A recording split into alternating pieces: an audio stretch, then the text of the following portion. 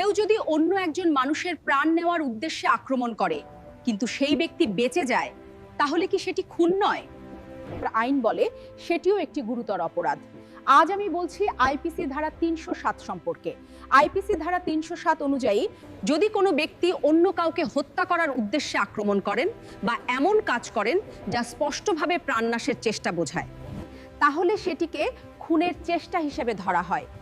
ধরুন কেউ ধারালো অস্ত্র দিয়ে গুরুতর আঘাত করলো, Someone fired a gun or attacked in such a way that there was a possibility of causing death to another person. In such situations, even if the victim তথাপি আইনের চোখে সেই ঘটনা খুনের চেষ্টা হিসেবে গণ্য হতে পারে। এই অপরাধ প্রমাণিত হলে আদালত অভিযুক্ত ব্যক্তিকে কঠোর শাস্তি দিতে পারেন, যার মধ্যে দীর্ঘমেয়াদী কারাদণ্ডও থাকতে পারে।